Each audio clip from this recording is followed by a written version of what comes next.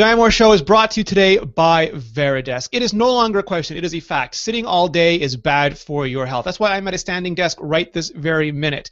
Veridesk is a height-adjustable standing desk. It's on top of your existing furniture. It allows you to rise from a seated to standing position in just 3 seconds. Ships fully assembled. It's ready to use right out the box. There are 4 models to choose from, both for single and dual monitors, and they start at just $275.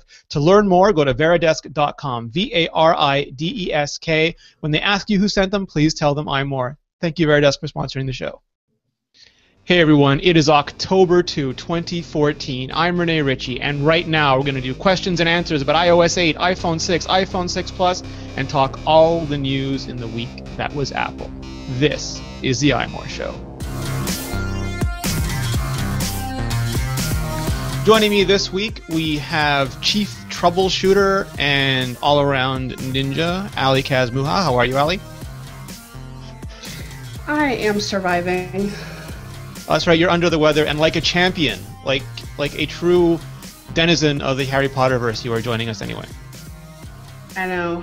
Yeah, I have a little bit of a sinus infection, so I apologize if I sneeze or cough or any of the above. Are you looping on medication? What? Are you looped up on medication? Well, I just took some, so we'll see. Maybe during the course of the podcast. I fought it off to get through iLaunch hell, so, yeah. All right, and the man who needs no medication or introduction, but I can give them both anyway, Peter Cohen. How are you, Peter? Oh, I need medication, that's for damn sure. Just not for what ails Ali. I am doing well, Rene. Thank you very much. How are you? I swear those Pokemon behind you keep moving. They do. They do, and what's really disturbing is that they're moving by themselves. I'm not touching them. Is the one in front named Annabelle? Yeah, that looks like a creepy movie. All right, so I have to confess, I am actually not up on the news this week. Between the iOS 8 review and the iPhone 6 review, which went up yesterday, and the iPhone 6 Plus review, which I'm trying to get up today, I have paid very little attention to the walls outside my increasingly claustrophobic HQ here. Peter, did that whole what was it called? Aftershock, shell shock. Did that thing get taken care of? Kind of, yeah. Apple actually released a patch earlier this week for OS X that takes care of the problem mostly, and they released different versions for Mavericks, Mountain Lion, and Lion. Snow Leopard or before, no. Apparently you're left to your own devices at that point, but the bottom line is that shell shock, the bash vulnerability, is certainly something that Macs are as susceptible to as other Unix systems that use this use versions of bash prior to, and I can't remember what version. I'm sorry. Bash is a command line tool that lets both the user and applications execute commands from the Unix command line, and do things. So it's pretty important. It's something that's pretty basic to Unix, and it's something that hopefully Apple is working on a longer term thing. The interesting thing about this patch is that it was released as a download from the Apple support section, support.apple.com/downloads, as opposed to being released as an official patch through the Mac App Store, for example, where Mavericks users or Mountain Lion users might get a message just saying that a system update is waiting to be applied, and go ahead and install that update, and then find out after the fact that the bash vulnerability was patched. This was exactly what Apple said it was going to do. It was a patch aimed at advanced Unix users. The only people who really need to be concerned about this are people who are hosting things on their Mac that are open to the outside world. So if you are running a web server or other kind of service from your Mac that's accessible from the outside world, and you're using applications that will execute using bash, then that's something that you need to be concerned about. If all this is jibberty-jabber to you, then you can pretty safely ignore it. Chances are you're not doing anything that would give a hacker access to your system using this bash vulnerability. So, it made a lot of news last week, but I don't think that it's a big deal. So I can take the baseball bat out from underneath my pillow at night. Yeah, exactly. If you're sleeping with a loaded gun under your pillow, you can probably take the bullets out at this point. There was also, and I've been outraged, I tell you, by the media this week, and I say that as if I'm not part of it. There was another vulnerability. This one was targeting protesters in Hong Kong with spyware. It was called Xer. And a security company found out about it and wrote extensively about it. And then Reuters put up a piece talking about it, but they made a couple errors. They didn't link to the actual post that explained what it was, and they called it a virus when it was spyware. But worst of all, they failed to mention that it can only affect jailbroken devices that download and install a Debian file, which is very different than just saying there's iPhone spyware in the wild. Because iPhone spyware in the wild is my family calls me and says, oh my God, what do I have to do to protect my stuff? None of my family is going, oh my God, what do I have to do when I jailbreak and then somehow a Debian package gets downloaded and installed on my device. Nick Arnott, who our security editor, who I like because he is so reasonable and rational about this kind of stuff, helped me get a piece up on it. But then I noticed, appallingly, Peter, I noticed site after site just reblogging Reuters saying iPhone spyware in the wild. No one checking the source, no one reading that giant detail that you have to be jailbroken. And once again, I find security coverage is just so needlessly sensationalized and scary. And I don't think that it's a question of being needlessly sensationalized as much as just not properly researched. Mainstream media publications are as under the gun, in terms of their restrictions these days as everybody else is. Publishing is not a very lucrative business.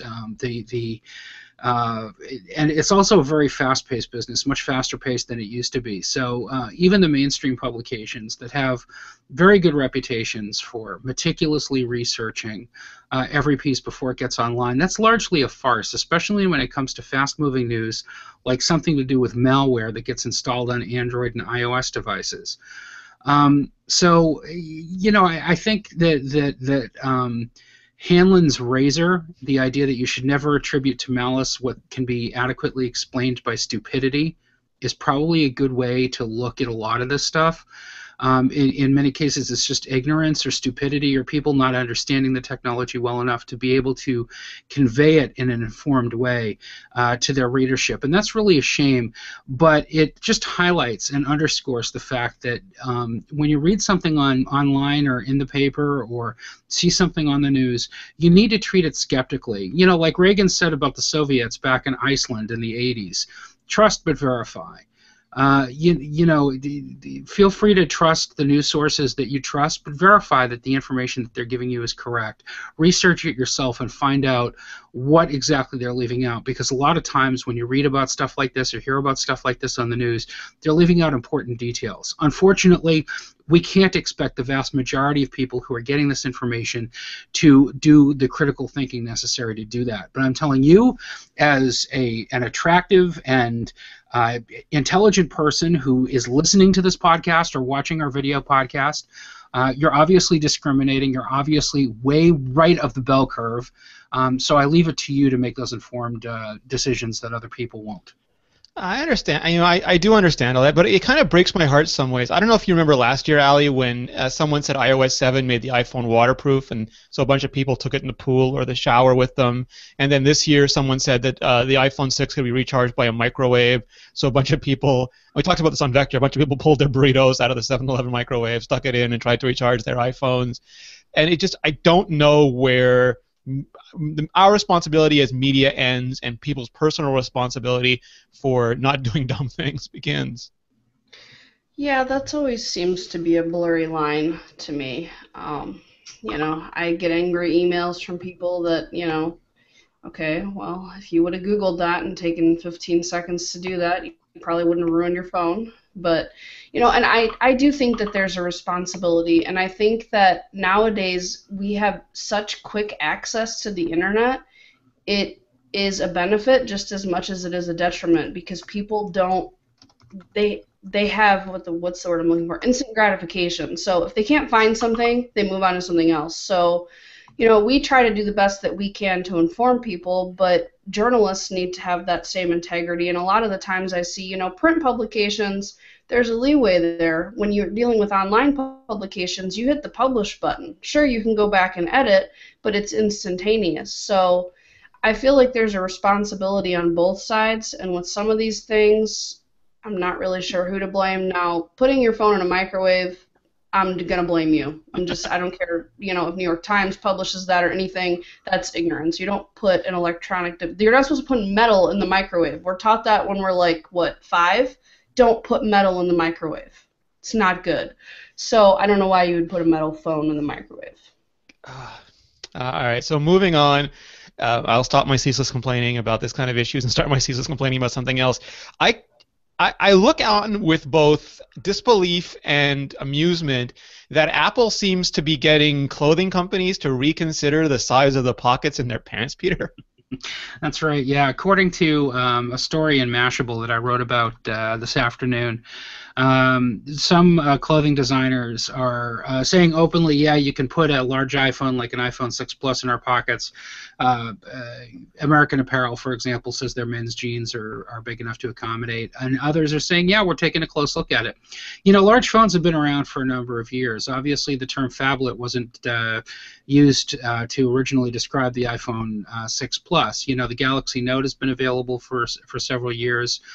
There are other large Android phones. There are other large Windows phones as well. So large phones, larger than normal phones, are nothing new. What is new is the amount of attention that consumers are paying to large phones now. The iPhone 6 Plus is enormously popular, and you know is a sellout everywhere. And you know, people are anxious to get their hands on it. People are talking about it, whether it's for good or bad. You know, Bendgate, for example, specific to the iPhone 6 Plus, but you know, skinny jeans, if you wear skinny jeans, if you're a hipster and you wear skinny jeans, or you're a woman and you're looking for something a little more body contouring than, you know, a pair of loose, relaxed fit jeans, like I think that you and I prefer, Rene, then you might have trouble getting your iPhone 6 Plus in a pocket, whether it's a front pocket or a back pocket. A lot of it's going to be sticking out. So it pays to shop around when you're looking for different trousers or different jeans to try to find something that can accommodate the type of device you're using and still maintain the sort of style that you're looking for. But I think it's a good thing that companies like Levi's and you know, designer jeans companies are looking at this and taking it seriously for designs of future products. Hopefully, you know, if the iPhone 6 Plus proves enduringly popular, and it certainly large phones are on an increase now. I mean, if you just look over the past few years, the average size of cell phone screens is getting bigger and bigger and bigger. You know, when the iPhone came out, a 3.5-inch screen was nice to have. A 3.5-inch touch screen was not a unique feature of the iPhone, but it was, you know, it was a pretty cool thing, and not a lot of phones had that.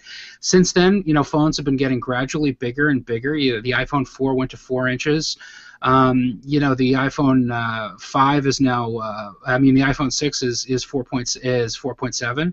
And the iPhone 6 Plus is 5.5. So, you know, bigger screens, lots more people with bigger screens mean different needs in your jeans. So basically what you're saying is we need innovation when it comes to pockets of holding. We do, absolutely, yeah, need innovation when it comes to pockets of holding. And I would love to see pockets of holding without, you know, turning into really baggy pants. I don't think that everybody wants to go out and wear cargo pants, that's for sure. Yeah, it's interesting because, like you said, that there is an increase in big phones, but really big phones have never been that popular in North America. I forget the exact number, but it was 15%, 18%. They've been far more popular in Asia, where people don't often put them in their pants. They put them in bags and carry them around. And I think that's part of, I mean, Samsung made that ad, welcome to bigger phones, because they've been making the Galaxy Note for years and the Galaxy Mega, and there's been the Windows Phone 1520, the Lumia 1520, and there have been big phones, and it's sort of like, oh, now Apple's doing it, but it once again shows that when Apple does it, they do it in the tens of millions, and people do tend to buy them in North America where they might not have previously. And it's interesting to me that an industry as established and old, and you would think maybe slow or reluctant to look at things like phones as determining factors for how they're going to make pockets, is actually jumping on this. I don't think we'll be seeing yoga pants with giant iPhone 6 pockets anytime soon, but it amuses me no end that this is the sort of thing that our culture deems valuable in terms of innovation. All right, so we have lots of questions, and we're going to start intermingling them into the show. Um, This is a variation of a question we've gotten a lot of. Okay, iMore, tell me. This is from BJUI on Twitter at BJUI. Where are my shortcuts on my iPhone, and when will they be back? So what I'm guessing they're asking is that they got either upgraded to iOS 8 or they got an iPhone 6 and they restored it, and their shortcuts didn't copy over. I noticed that where the previous iPhone, I never used shortcuts much, but the previous iPhone came with things like OMW, on my way, built into it. My new iPhone had nothing in there when I turned it on. Allie, have you seen anything with shortcut syncing? You know, I now that I think about it, they've been kind of finicky. They should come down with backups. I've never had an issue with that, but I did notice that at some point, like right after I restored, they didn't seem to work, and then one day they worked. So I don't know if maybe my backup wasn't done coming down. And I have a constant issue where when I restore from iCloud, my backup gets stuck. I don't know if it's an app that continuously just gets stuck. I have to actually stop the backup. So I don't know if that has something to do with it, but if it's still backing up from iCloud, it's possible that something got stuck and those just haven't come down yet. Yeah, I had when I was restoring on my, I forget which device, but I think it was my iPhone 6. I set it up. I don't remember exactly. Maybe it was the 6. I had the 6 Plus set up, and then I restored the 6 from the backup of the 6 Plus, and all the iWork apps they just never downloaded. I got the icon shape, and I got the that Johnny Ive grid pattern on the icons, and they themselves never showed up, and it was showing restoring forever. I eventually just killed it and downloaded them manually. Yeah, that's pretty much what I did. I would sometimes rebooting, and I think I posted an article a couple days ago if your stuff gets stuck, how to kind of troubleshoot that and go through that. Because it seems to me it's a common issue for people that have lots of apps. It doesn't seem to be an issue for people that maybe only have 20, 30, even 40 apps installed. I have 200 and some apps installed, and then it gets a little hairy trying to figure out what's getting stuck and what's not. I typically just find myself trying to pause or delete the ones that are stuck, rebooting, and then just downloading those manually.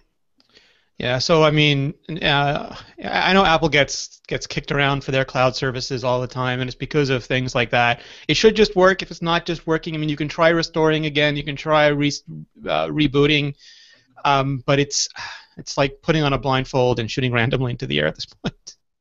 Yeah, it's kind of a tough issue. I had the problem that you described, Allie, when I was restoring from my iCloud backup, and part of the problem was just the complication of getting my phone set up in an Apple store. I switched SIMs, I booted up my new phone, and it took a little while to set up there, but of course the Wi-Fi in the store was so clogged because there were so many people restoring phones that I left as soon as my phone activated and just said, okay, I'll continue the iCloud backup as soon as I'm on Wi-Fi at home.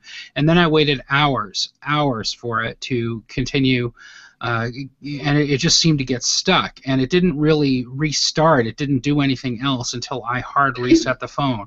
Once I hard reset the phone, then it was fine. Then it began to download apps right away and got everything squared away. But it wasn't until I did that hard reset, actually powered it down, waited for it to turn off, and then turn it back on until it started working again.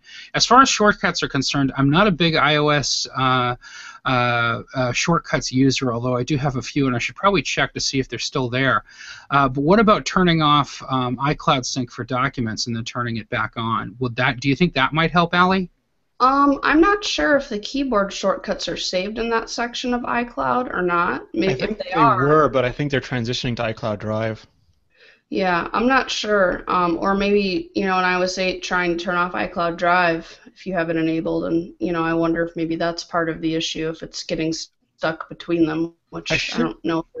I should point out also that, like, if you were restoring on launch day, there were tens of millions of people restoring on launch day, and there was probably a lot of server spike and probably a lot of issues because the way that it works, if you're restoring from iCloud, they don't save copies of the apps for everybody. Everyone's downloading from the same pool, and if everyone's hitting the server at once, there can be issues. There can be slowdown. There can be shutdowns.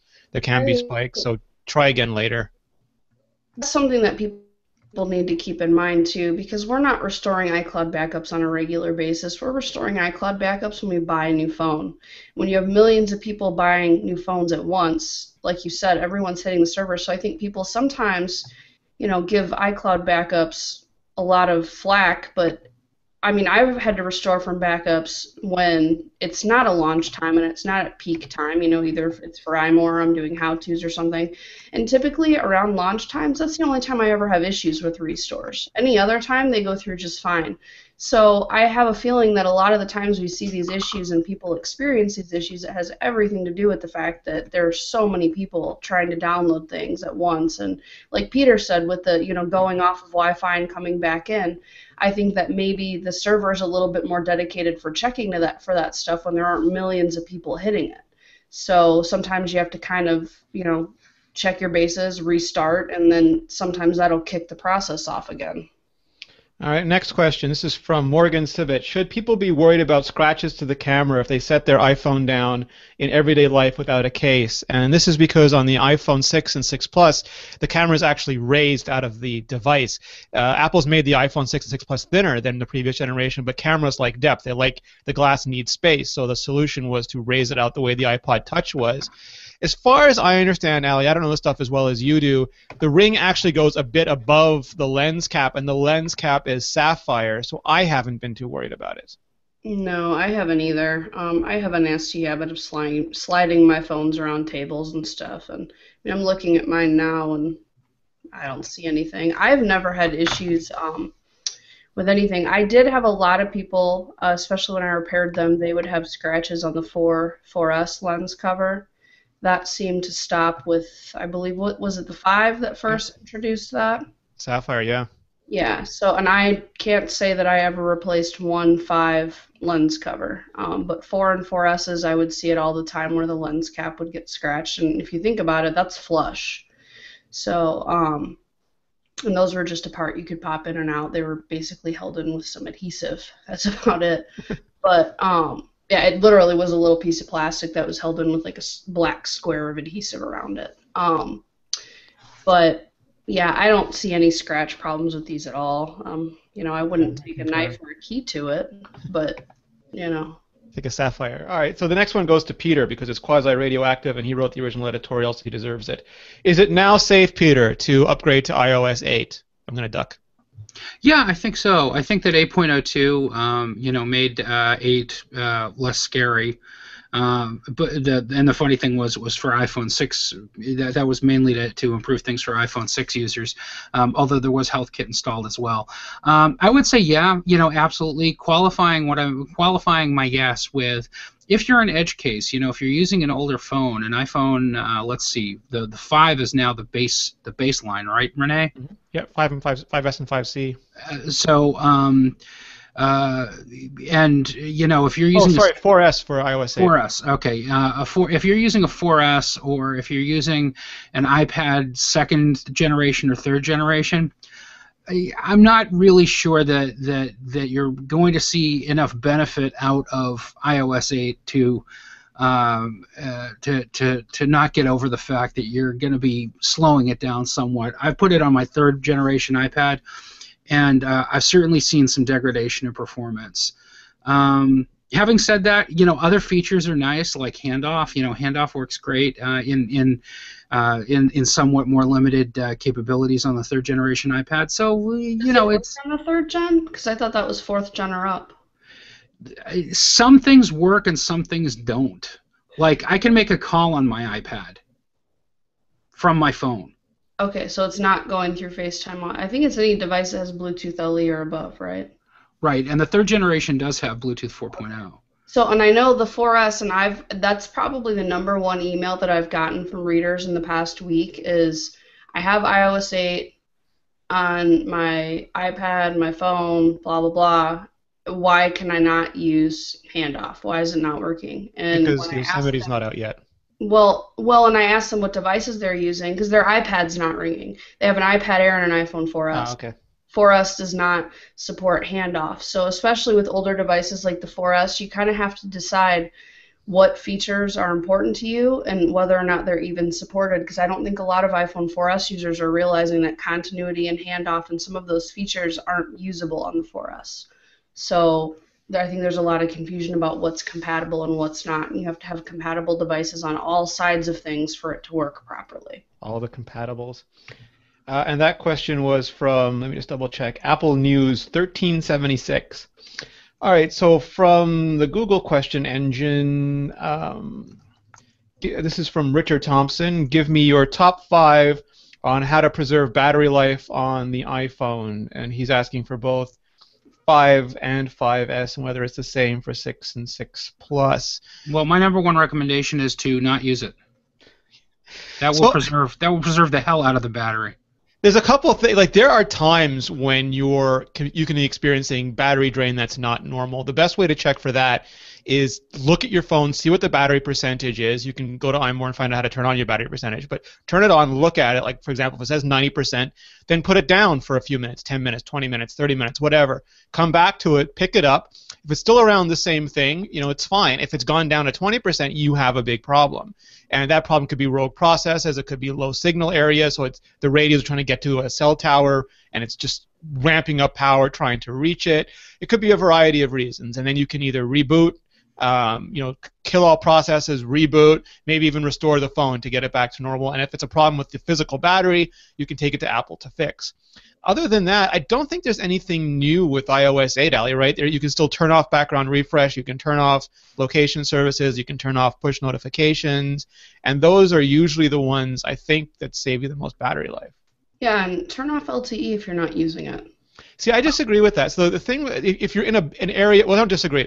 If you're in an area that, like Ali, which has spotty LTE coverage, it can make your radio go crazy trying to switch between LTE and 3G. But if you're in an area soaked in LTE, you won't save battery by going to 3G. You'll use more battery because the phone wants to race to sleep, wants to turn on the radio, download, then turn off again so it can go back to sleep. And 3G data takes longer to transfer, so the battery stays up longer and you end up expending more time. Let me rephrase that. Use the battery usage in iOS 8. If it's telling you that it has low signal and that's why it's using so much battery, turn off LTE. Like in my case, that was the problem because my phone was constantly switching between both. And it's only doing that in certain areas, like when I'm at home because they're working on towers. So if you notice that, frequently you're seeing under usage that your cell signal has been low, try turning off LTE and see if that solves the problem. My biggest number 1 thing with battery, and I don't think a lot of people realize this, if you have 80 billion things that pop up on your lock screen regularly, that will drain your battery like nobody's business. That's why you see home and lock screen on the battery usage meter so much. Yes, I turn off lock screen notifications for everything but messages, like important things. I don't have emails come up to my lock screen, tweets don't come up to my lock screen. Now they ding in, and I hear it, but it doesn't light up my screen. So I feel like when I started doing that last year, that saved a lot of battery.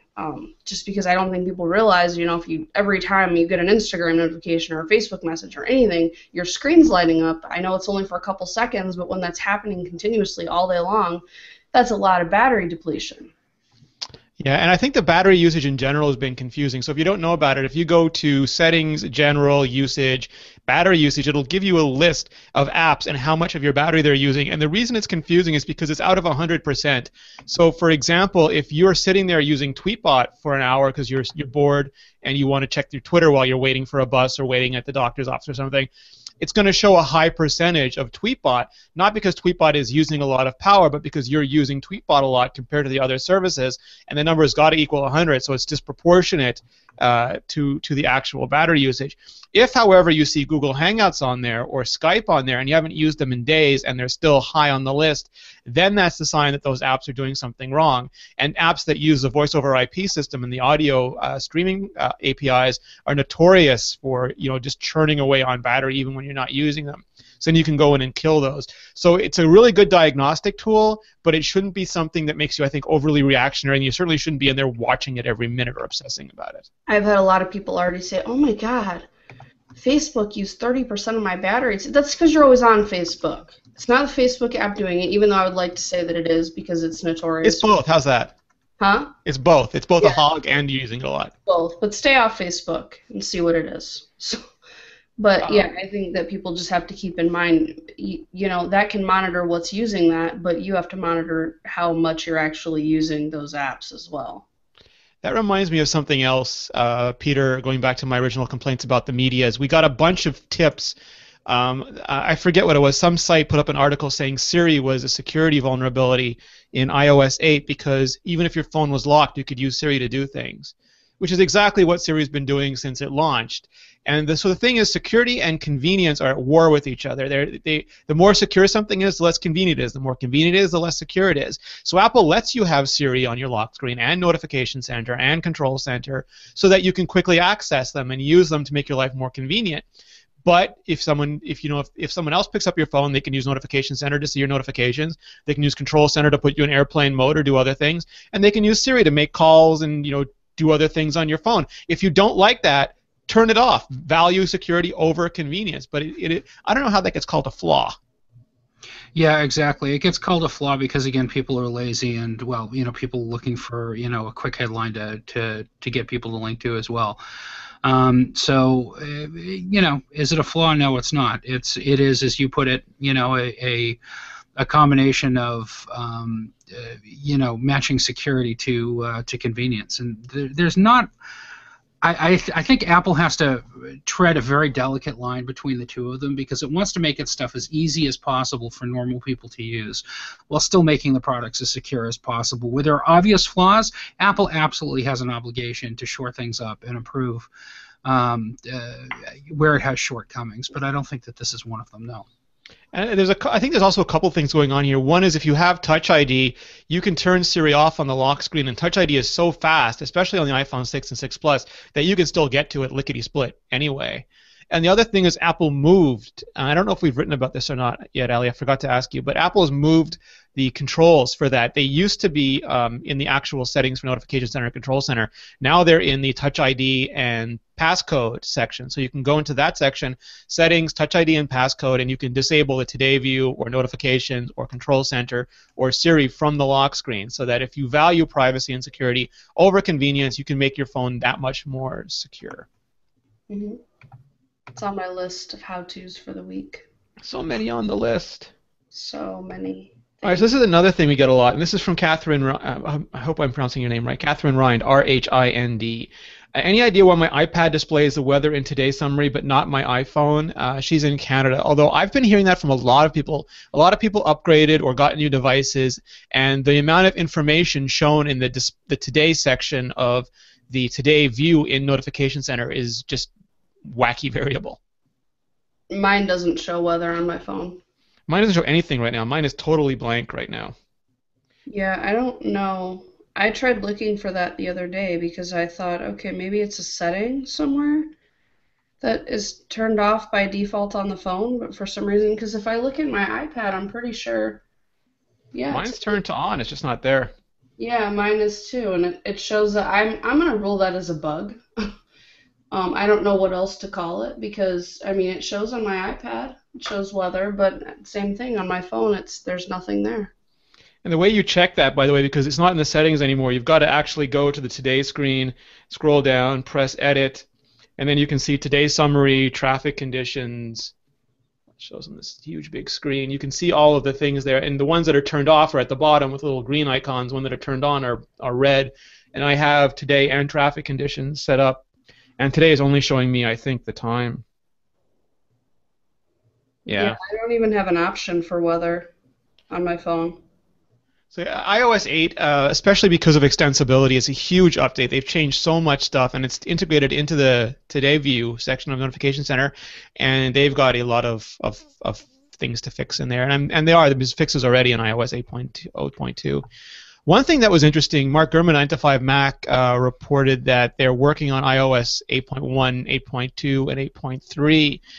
And some people were asking if that was a change in Apple's direction because for previous couple OSs, we only really went to 1, like 7.1, and I forget what 6 got to, but it wasn't very high either. But going back to the original days of iOS, we would get we would get iOS 1 or 2, and then we get 1 or 2.1. So 1.1, 2.1 when the iPod Touches came out. And then with some of the years when we had the iPads, I think we got to 0.3 or 0.4 on some of them. And Apple would just update them when the new devices came out. But lately they've been updating all the devices in the fall, so maybe they haven't felt the need to do that. But I can easily see an update, like an 8.1 in October to enable Apple Pay, and maybe support the new iPads, and then another one in the fall for the watches or the Apple TV, maybe one for the bigger iPad if it has anything specific about it. So I don't, am I crazy, Ali? I don't read too much into that other than Apple does the updates to suit whatever release schedule they have for that year. Yeah, I would agree with that. I don't necessarily think that it has anything to do with a change in direction. It's just, in the past couple of years we haven't had the product lines. They've all been lumped together. So there's probably been less of a reason for them to hold things. And like we already know, developers dig through code to find instances of new devices, and that's typically how we, find out about them. So, yeah, holding them makes sense. This is from John M. Foley on Twitter. I'm going to send it to Peter. Does calling an SMS relay in continuity require Bluetooth LE, or is it just handoff that requires Bluetooth LE? I don't know. I think that Wi-Fi is the determining factor, isn't it? More than Bluetooth. Yeah, I think you and I were talking about that the other day, and I went and experimented. And I think if I turn off Bluetooth, I can still do the call and SMS relay, although SMS relay is on hold for now. But if I turn off Wi-Fi, I can't. So I think that I'm getting a big echo. Is it gone? No. All right. So, but if I turn off Wi-Fi, then it just doesn't work at all. So I'm guessing that Bluetooth LE is for the continual broadcast of activities in handoff, but it's not required for the intentional broadcast of SMS and calling, if that makes sense. Right. Okay, that makes sense. That does make sense. And I believe that that's correct, although I don't know for sure. We'll find out. That's going to be the thing. So, Peter, what's happening with Yosemite? I noticed there was the GM launched. Yeah, indeed. Earlier this week, Apple released a GM to its registered developers, a Golden Master release for Yosemite. Typically, between the time that Apple puts a GM in developers' hands and the time that they actually release it for general consumption, it's about 2 to 3 weeks. So that puts us on track for a mid to late October launch, which is what we've been expecting for a little bit now. And right on track with what Apple said, which is that the Yosemite was going to be released in the fall. Apple also released a fourth version of its public beta. So if you had signed up for the public beta, you should be able to now download a new release of that's got many of the same changes. I don't think the build number is exactly the same, but it's pretty close. Yeah, for all intents and purposes, Yosemite is more or less finished at this point. Occasionally things pop up during Golden Master releases where Apple will, release a new GM build once or twice in order to fix some showstoppers that it might find at the last minute, or big problems that developers throw up. But Apple's already put the word out to developers: if you've got apps that are Yosemite ready, get them submitted to Apple for release in the Mac App Store now, and presumably all that stuff will be coordinated to happen at the same time. Peter, for what I'm looking at Apple's website right now, and it looks like phone and text relay only requires Wi-Fi. Okay, so there we go. Yep, if your iPhone rings while it's charging in the bedroom, you can answer the call on your Mac in the living room. They just have to be on the same Wi-Fi network. Mm-hmm. So, presumably you also have to be signed in using the same Apple ID. Yes. Yes, and handoff just deals with apps. So like picking up an email where you left off, number spreadsheets, things like that. So you'll be able to answer your phone, but if your wife's phone or your significant other's phone is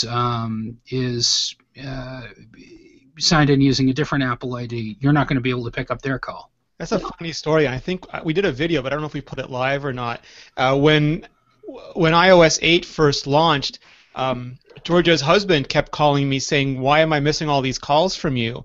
And it turned out they'd been sharing an Apple ID just because they were sharing, like they had their backups and Find My. It was just convenient for them. And what happened was when I would call one of them, the call relay part of continuity would ring both phones. So, and I don't expect that this is a problem that's going to be unique to Georgia and her husband. At the store that I work at, we often deal with spouses and significant others who have shared an Apple ID. In some cases, families who have shared an Apple ID on a single iOS device, and it causes a lot of problems. It's not something that I generally recommend that my customers do. I try to straighten them out about why they shouldn't be sharing. Well, that's what family sharing is supposed to solve, right? Yeah, and that's one of the problems that family sharing is supposed to solve. But family sharing is coming out at the same time almost that people are now getting familiar with this other technology. So I think that there's going to be some overlap. But anyway, this is a good warning. If you are using an iOS device that has a shared Apple ID, and you don't necessarily want the person who you're sharing the Apple ID with to run into these sort of issues with missed calls or what have you. Now is a very good time for the two of you to separate your Apple IDs, have them get set up on a separate Apple ID, and then if family sharing works for you, then great, use it. I've always encouraged, like, my parents shared an ID for purchases for a long time. You can have a same ID for iTunes and App Store purchases, but you should have a separate one for iCloud because that's what it goes off of in settings. So what I do is my parents' devices under iTunes and App Store, they're signed into the same account. So that was kind of a workaround before family sharing came out so they could share purchases, whether it's music, movies, apps, whatever. But then they have their own iCloud accounts, and not only that, they're not sharing the same storage, so it's getting used twice as fast. One thing I'll point out too is because it's not, for some reason it's buried, but if you go to settings FaceTime, there's a toggle there, and if you toggle expressly for the phone relay, and if you toggle that off, that phone will not ring when another associated phone rings. So that you can lose some convenience, but it can make you sane until you switch to family sharing and something else. But I'm glad that you brought up that particular setting because it's worth pointing out that FaceTime is really the glue that enables this iPhone call relay function to work. The setting on the iPhone is one thing. There's also a FaceTime setting on the Mac itself that affects the iPhone's ability to make calls. It's very similar. So remember, if you start using iPhone call relay, that FaceTime settings on the iPhone and also on the Mac are places where you need to make sure that that box is checked or unchecked, depending on whether you want the feature to work or not. Now, where it gets interesting is if you're the kind of person who's kept several generations of iPhones around the house, and you remember when you had those cordless phones and you could have extensions in other rooms, thanks to Handoff, you can keep those old phones around, log them into the same iCloud account, put them in different rooms, and use them as a convenient way to answer your phone, for, almost like extensions throughout your house. So it is annoying if it's going when it's not happening, but it's very useful if you intentionally want it and know how to set it up and know how to use it. Or it can drive people like us insane that have 12 phones across the house. So many phones. Yeah, first world problems. If there ever was one. Speaking of which, Patrick_Doherty on Twitter wants to know, Peter, since Wi-Fi calling is enabled in iOS 8, do you know if the call quality over Wi-Fi is as good as FaceTime audios? I don't know whether it's as good as FaceTime audios. I can tell you that it's better than typical audio quality, and in fact, T-Mobile is the carrier that I use. They're the only carrier right now that's supporting Wi-Fi calling, although it's coming on board with EE in the UK. And Rogers has announced plans to support it in 2015 up in Canada. Both AT&T and Verizon have announced plans to support Wi-Fi calling on iOS. Sprint already supports Wi-Fi calling on its Android phones, and presumably it's going to support Wi-Fi calling on iOS as well. T-Mobile, the experience that I've had with it, they already have what they call HD calling, and they actually reserve more bandwidth for calls than other carriers do. So their call quality has always been pretty good, in my opinion. But Wi-Fi calling is definitely a step up from that. Is it as good as FaceTime audio? Arguably, maybe not the same quality, but pretty good. It's definitely a step above general cell phone quality, though. It's labeled as wideband, as far as I remember, which means you should sound less like auto-tune and more like yourself. Oh yeah, you absolutely. I mean, it's crystal clear. The Wi-Fi calls that I've made from my house sound as good as if I had picked up the phone and made the call, for sure. Nice. All right, this is an interesting one, and this is from Dave Edwards at underscore DPE. Ali, what is your number one favorite thing about the iPhone 6 and iOS 8? Oh my. Number one, Ali. Number two will not do. Number one, honestly, it's going to sound so weird. My favorite thing is how the glass slopes on the sides. Like, I just love the way gestures work. Every time I do it, I want to clap because it's just, I don't know, just the way that these phones are built, they're just seamless. And I feel like I find myself using gestures a lot more because they're so pleasant to use because of how the phone is built. So I would say that that's probably my favorite, obviously nerd geek out feature is the beveled glass. And for software? Definitely not handoff. It's been driving me nuts. Mine is extensibility. I just love all the yes, there's a little buggy still, but I just love. For example, I have pCalc, and it's in my widgets now, so I don't have to turn on my phone. I just hit the sleep wake button, I swipe down, I do a calculation, and I just put the phone down. It's just so convenient. Mine would. Oh my! And there goes my thing right now. Wasn't me. I think Peter's calling you from Wi-Fi. Like 7 minutes. Yeah. Mine would probably be extensibility too, just extensions in general, everything from photo extensions to widgets to I love that I can pull down, one of my favorite apps ever is TV3 because we watch a lot of TV. I love swiping down and being able to see everything that's on and when it's on, get notifications for that, but I don't even need that anymore because I can just swipe down and see it. So extensibility as a whole I think is amazing and it's made iOS a lot more usable. What about you, Peter? Any new hardware, software features you love more than the others? Hey Siri is really cool. I love talking. Everybody's phone go off, Peter. Thank you. There we go. I love making. I love making my phone do things without having to touch it. Nice. So that would probably be my number one right now. Extensibility is a close second. I haven't really found in fact, I've been annoyed by some of the keyboards that I've downloaded. Even the ones that Ali has recommended to me have irritated me a little bit. They're still glitchy. I mean, I'm waiting for a lot of the stuff to settle down. Yeah, a little bit. But extensibility, just the promise of extensibility intellectually, I understand that it's such a huge leap for iOS that I am looking forward to what can be done with it, not just what's available in the world right now.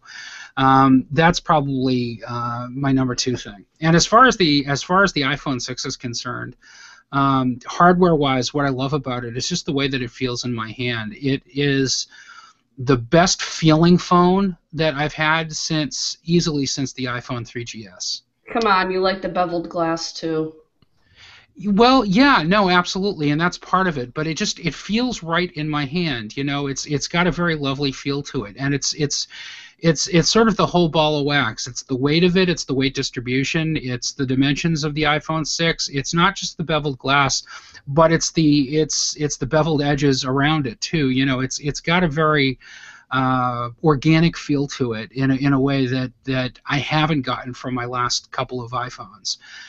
In fact, that I haven't had really since, well, like I said, since the days of the iPhone 3GS. The 5C was a little bit like that, even though it was plastic. I never used a 5C other than a couple of cursory times when I played with one in the store or had to look at a customer's phone. I guess, yeah, you know, in retrospect, that phone definitely feels a little bit better, but I love the way that the 6 feels in my hand. It's a phone that for the first time in a long time I just like to take out of my pocket and play with a little bit, just to feel it move around in my hand. The old phone flip. Right, exactly. I have to be careful with it. I don't want to drop it or anything, but I do love the way that it feels. It's very much iPad Air-like. Sure, yeah. I really hope that like the sloped glass comes to the Air because that feels like that would kind of, because it's already got the same type of casing.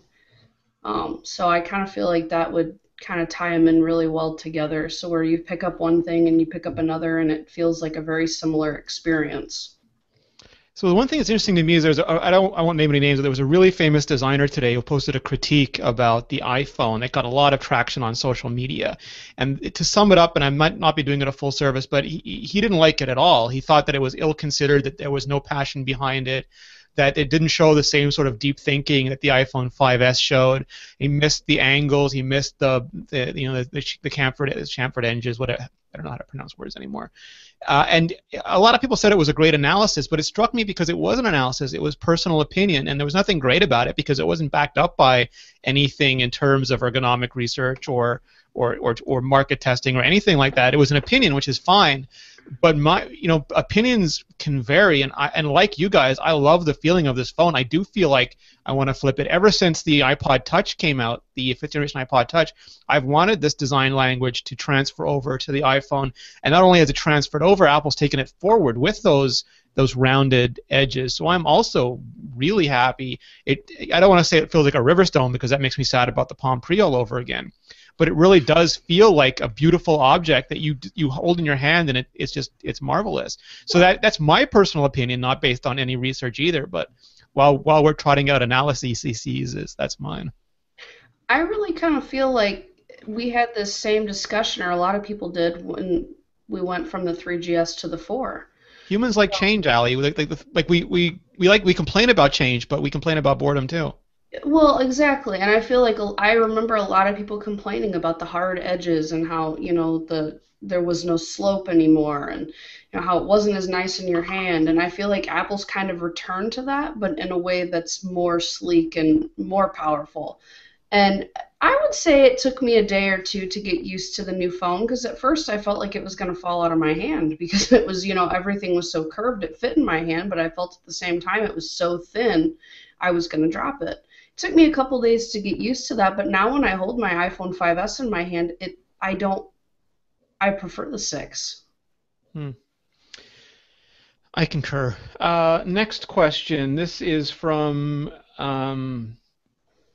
Thomas Durfee. Anyone else having rotation issues? It seems to be iOS 8. I'm not having any rotation issues on my iPhone. Anybody? I feel like the 6 Plus rotates far too easily. I feel it like goes upside down, which is unusual for an iPhone. It's very touchy. I feel like if I just set it on the table and just slightly tilt it, it rotates. And I don't get that same behavior out of my 6. So I don't know if I would be curious to know if he's using a 6 Plus, because I would agree if that's the case. Tim Westron wants to know, is non-iTunes audiobook sync broken between iTunes and iOS 8? iTunes shows with dash circles on this phone. I'm not sure what that means. What's a non-iTunes audiobook sync between iTunes? Is that where you can use the file transfer? I'm not sure. I think you can copy audiobooks that are supported formats from iTunes. I don't know where they go, though. Do they just go in your music app? Tim, let us know more about what issue you're facing. You can always email us, too, and we'll try to look into it, but I don't have enough information based on that or at least I'm not understanding the question enough. I apologize. Second question from Thomas Durfee, is Raise for Siri gone or moved? I can't find it, even with Raise to Listen to audio messages off. So it is gone. Apple took that. The problem with non-abstract gestures, and by abstract gestures I mean like drawing like little spell symbols on the screen. Those are abstract gestures. You can have millions of those. With non-abstract gestures, there are very few to go around. You can swipe left, swipe right, swipe up, swipe down, and you can do things like raising the phone up or down. They're incredibly gross. They're incredibly few in number. So Apple took the Raise to Siri and gave it to Raise to iMessage. So instead of being able to pick up the phone, put it to your ear, and engage Siri, you can now pick up the phone, put it to your ear, and either listen to an audio message or dictate an audio message. And you can't have it doing both because it would conflict and what's the word? They would hit off against each other. So yes, it is sadly gone. It's one of those things that Apple does every once in a while. It'd be like Harry Mudd's sex bots calculating pi to the nth place. Everything I say is a lie, Peter. I am lying. Oh, Star Trek. True. Farbot NBA wants to know, how fast do the 6 and 6 Plus charge? I know they have bigger batteries, but is it a huge difference? I actually haven't done testing on charge speeds yet because I plug them in at night. I do, however, if you have one available. I don't know, is this safe, Ali? I use the iPad charger because it goes faster. Actually, I think, I don't remember if we posted this or not. I started looking because I noticed my iPhone charges, my 6 and 6 Plus charge a heck of a lot faster than my 5S ever did on an iPad charger. Well, they all charge to 80% fast. It's getting, or 90%. It's the rest that can sometimes take a while. Well, and looking online, it looks like a bunch of sources are confirming that the 6 and the 6 Plus support 2.1 charging, which is what the iPad supports. So it's not, if that's the case, I'm not sure why Apple wouldn't have included those chargers instead of the standard bricks. So I would say, yeah, they charge faster from bottom to top, especially if you have an iPad charger. Even if you use an iPhone that's not supported, it's regulated. It's not going to hurt it if you use an iPad charger with an iPhone. In this case, though, mine does charge. If I were to charge a 5S next to a 6, the 6 charges a lot faster, which leads me to believe that, yes, it does support 2.1 amp or volt or whatever it is charging. Yes, no, that's unequivocal. The 6 and the 6 Plus both support, and they're the first iPhones to support 2.1 amp charging at its full rate. Previously, you could do that. You could hook up your iPhone 5 or your iPhone 4 or whatever to an iPad charger, and it would charge it up, but it wouldn't do it any faster than it would do it otherwise. Now, of course, the reverse, every so often I'll get people who come in the store with an iPad saying, I can't charge it. Well, how are you charging it? Which wall block are you using? The one that came with my iPhone. Okay, well, that's what your problem is. It's never going to do anything more than a trickle charge. But anyway, the iPhone 6 and the 6 Plus are the first iPhones that support a faster charging rate using the iPad wall block. So if you've got a spare iPad wall block lying around, or if you've charged your iPad, you're not doing anything with it, use that wall charger for your iPad to charge up your iPhone instead, and you will actually watch the battery increase as you're looking at it. It goes really fast. It's incredible. I was watching my iPhone 6 charge off my iPad charger last night going, wow, and it was like 17%, 18%, 19%. Run, Barry, run! Right. Well, it's like standing there at the gas station and watching gallons just dump into your tank. It's kind of cool. Oh, we lost Peter. Oh, Peter's back. Well, that's how I noticed it, because I have a Zag Spark that we keep in the kitchen, and it supports a bunch of devices. So it supports 2.1, but it'll obviously throttle back if you're using a device that doesn't support it. And I just knew from charging my 5S with that for so long, when I looked and my 6 had gained 20% in less than 15 minutes, I'm like, whoa, that's really fast. So yeah, especially if you have Power Bricks by Mophie or Zag or any other company, since those support USB for multiple devices, try those, and I bet those will charge a lot faster for you than the wall brick. All right, so last question. The honor goes to Greet and Tweet, at Greet and Tweet. Why does setting up a new iPhone from an iCloud backup far worse on battery life than setting up as a new iPhone? We sort of answered that earlier. It's because you're spinning up the Wi-Fi connection to download all the stuff that you had, whether it's your backup files, your old photos, it's downloading apps again, it's downloading media, it's doing a lot of work. Radios and screens are what use up batteries, and restoring from iCloud has the radio running all the time, and it keeps the screen on because a lot of people like to look and do things while it's restoring from iCloud backup, including re-entering passwords and stuff like that. So setting up from as new, super quick, nothing is blaring away. Setting up from iCloud, it is doing a lot of work. And I think that's also why people get complaints about battery life all the time when a new OS comes out, because not only is it re-indexing everything, there's just a lot of work going on when you get a new device and you're resetting it up. So it's always good to wait a day, 2 days, and then sort of see in regular daily use how your battery life is before you get too worried about it. All right, so Ali, Tweetbot got updated. Some of the Riedel apps got updated. Any other big updates we should be looking for? Oh. I know you've done tons of posts on. You've done what now? You've done the Touch ID stuff. You've done the keyboard stuff. You've done the Camera Plus was updated. I think has VSCO Cam been updated?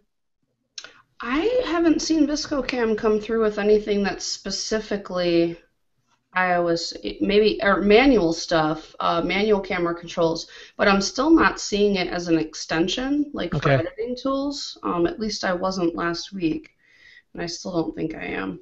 But there are a ton of apps that have been updated, and more all the time. Yeah. I really like Camera Plus was updated. My favorite photo extension so far, if I only could pick one, would be Afterlight. I really like Afterlight's photo editing tools, and it translates. They did a really, really nice job porting it to photo extensions. I've noticed that photo extensions can be a little bit buggy, it seems. Sometimes it freezes my photo app.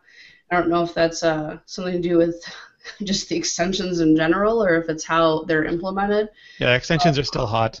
Yeah, Afterlight seems to handle it really well. It was done really well, and I feel like it's fast. It is. I don't know if you guys have messed with this. Sometimes when I apply a filter or change saturation in a photo extension, it takes a minute for the preview to kick in.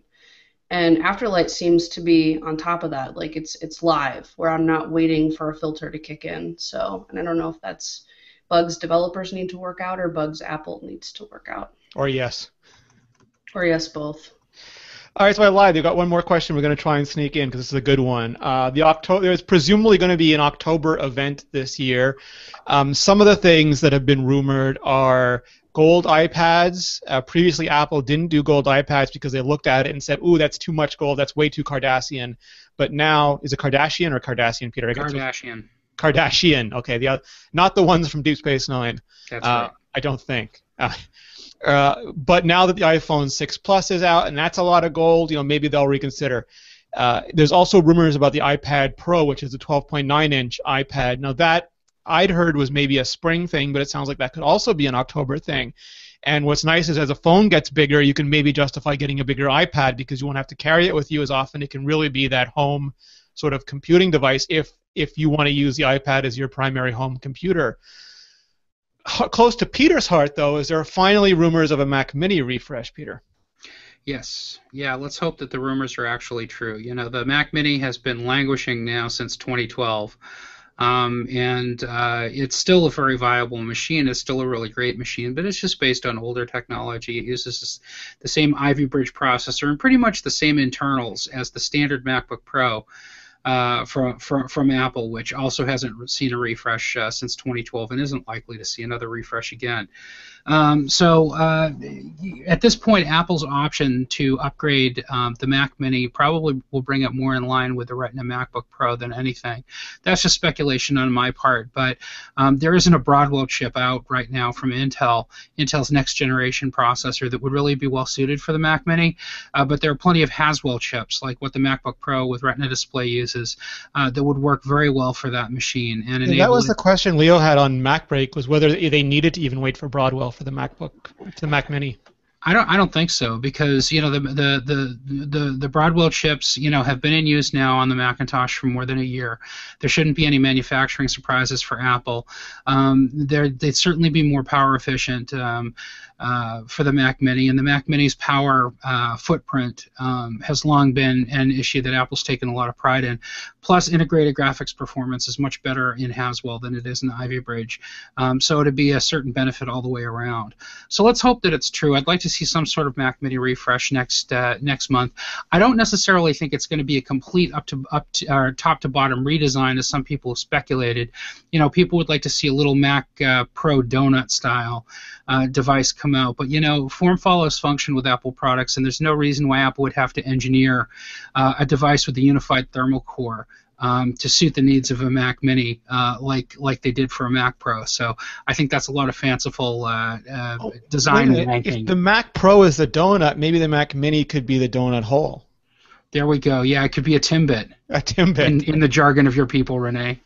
Hey, we own Burger King now, Peter. If you want a Whopper again, you got to play nice with Canada. That's right. Again. The other rumor for the Macs is, for a while we've been hearing that Apple's been working on 4K, 5K Retina displays, and whether they were going to do that as part of a refresh of the Thunderbolt display if panels were more expensive or lower yields, or we're going to roll that out like they usually do to the iMacs first. It does sound like maybe there's some motion there, Peter, that the prices have come down enough, and certainly it'll still be a high-end product, but that we could see a quote-unquote Retina iMac this fall. Yeah, let's bear in mind that the iMac, is a machine that starts out at $10.99 in its lowest price configuration. So Apple has a pretty aggressive price target to meet for a device that has a 21.5-inch integrated display and all the great features that an iMac does. But there's certainly nothing that would stop Apple at this point from manufacturing a 4K display or a 4K display on its larger system, on the 27-inch iMac, possibly even as an option, like an iMac Pro sort of option for people who really need it. The people who need 4K displays are content creators. They're people who do design work. They're people who do video editing. They're people who live on their machines day in and day out for their professional use and have pretty high-end, sophisticated media content creation needs. Average folks still don't need 4K. There are certainly 4K displays available. You can get them, from Newegg and elsewhere online without having to spend a ridiculous amount of money. And 4K displays are also slowly trickling into the consumer space at home. You can go out and buy a Samsung 4K screen or an LG 4K screen if you've got the scratch to do it. They're not cheap. They're still the high-end option of people who are setting up media centers in their house and have the money to do it. Having said that, 4K display or 4K is the future. iMacs get used in a lot of content creation environments, so the iMac would make a very compelling option for somebody who was looking for a 4K-based system. A couple of things are going to have to happen, for that to happen. But there's no reason to think that Apple couldn't put it into production. The real question then becomes, when is Apple going to roll out a Thunderbolt 2 display that's a 4K? Oh, before you answer that, Peter, so the problem I have with this is when they put out, remember they put out the original IPS LED display before Thunderbolt? Yes. It took so long to come out, I could not wait. I got an iMac and used it as a display for my Mac Pro just to have that IPS panel. I didn't waste it. I gave it to my mom afterwards, but I wanted that panel so badly, and the Canadian government were giving us full write-offs that year as part of a spending initiative. I just went and got it. I understand they have to satisfy the iMac need. That's got to get into supply balance first. But if the iMac comes out first and it has a target display mode, that's going to make me kind of crazy. Yeah, and it wouldn't surprise me if they do, because target display mode is more or less a standard feature of the iMac now and has been for a couple of generations now. So if you haven't used it, you can take your MacBook or your Mac Pro or whatever and actually use that as an external Thunderbolt display, or use your iMac as an external Thunderbolt display. It's kind of a cool hack, actually, if you just want to use a big screen and don't mind having a free computer built into the thing as well. So it's a nifty idea. The problem right now with 4K displays is that so few Macs natively support it.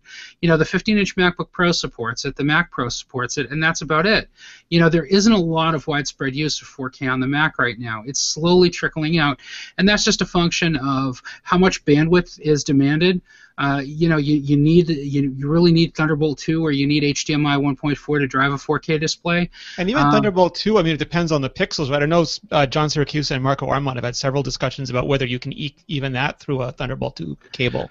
Right, yeah, so the next generation of Thunderbolt will have more than enough for it, but we haven't seen Thunderbolt 3 and aren't likely to see Thunderbolt 3 in the world until Skylake comes out. That's Intel's next generation hardware that won't come out until late 2015. So some were talking about dual link, like having to use two Thunderbolt 2s to actually drive it, one for each half of the display.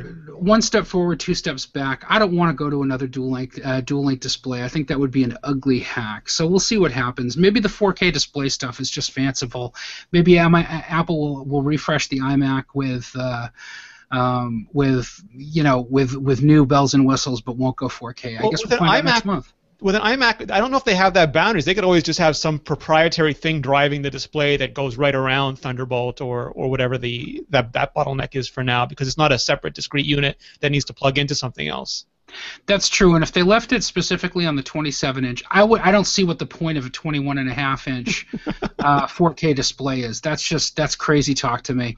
If they left it as just an option on the 27-inch, they could certainly do some things to make it more palatable without having to re-engineer the whole thing from the ground up. All right. Well, we should find out either way, hopefully this October. In the meantime, Peter, anything new on the Mac App Store? I know you were excited about, was it an imaging program this morning? Yeah, absolutely. So there's a new program called Affinity Design that you can download for $39.99 from the Mac App Store. That's a gorgeous, gorgeous vector-based illustration app. If you've been looking for an alternative to Adobe Illustrator, something that offers a huge amount of features that can let you do really beautiful illustrative work without having to spend the big money or tithe constantly, pay every month in and out like you do with Illustrator, this would definitely be something worth looking at. It's a wonderful application. Also, Bombich Software released Carbon Copy Cloner 4.0 today. You'll remember from previous features on iMore that I've written about Carbon Copy Cloner and its importance in your backup strategy, because Carbon Copy Cloner, along with other apps like SuperDuper, can be used to create a bit-for-bit copy of your hard drive. This is something that I recommend that people do on a regular basis if they take data backup seriously as part of an overall strategy, like using Time Machine, like using an offsite backup system like CrashPlan or Backblaze. Using a cloning app is also a really good idea, because that way, if your hard drive breaks, if it smokes tomorrow, you can pull it out, stick in a clone, and be right back to where you were working from the last time you made that backup. So it's a great second or third tier backup solution. It's also pretty cheap. It's $40 for an individual copy. Upgrades from previous versions are even less. Tons of new features. Lots of new capabilities and a new UI too. So all around a better improvement. It's a good week for software. Yes. All right, guys, thank you so much. Serenity Caldwell, she was on our big review show with Georgia Dow earlier in the week, and if you missed it, we basically talked for the entire hour and a bit about our opinions on the iPhone 6 and iPhone 6 Plus, so do go back and listen to that. She unfortunately had a prior commitment with an airplane, so she could not make it today, but she will be back with us in the very near future, and you'll also be able to find her on iMore regularly from now on, and at Settern, SETTERN, on the Twitters. Allie, where can we find you? On iMore every day, and I am at iMuggle on all of the things. She says every day, but she really means countless times a day. I think she posts like 23 to 59 stories a day now. It's amazing. So tired, Allie, so tired.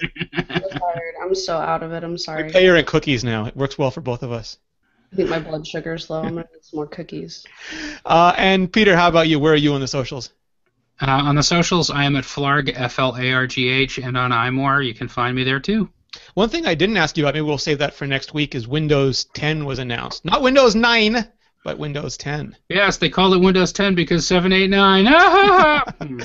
So we can talk about what that means, if anything, for the Mac aficionados. But everyone is going to 10 now. You can find me at Rene Ritchie. You can find all of us here every Thursday at 11 a.m. Pacific, 2 p.m. Eastern, and I think that's 7 p.m. Greenwich Mean Time right now. You can also find the show. The video show is on YouTube now. It's at youtube.com/iMoreVideo. The audio show is on iTunes or RSS. You can find all the links for that in the show notes below me. I would also like to thank, let me just pull it up here. I did a terrible job with the advertising today, but I can fix it in post. I'd like to thank Veridesk for sponsoring the show. Veridesk has a height adjustable standing desk that sits on top of your existing furniture and allows you to raise from a seated to standing position in just 3 seconds. There are 4 models. They start at $275. For more, go to veridesk.com. That's VARIDESK.com, and tell them, when they ask you where you heard about them, tell them you heard about them from iMore. Peter, Allie, thank you so much. I'll see you next time. See you next time, Renee.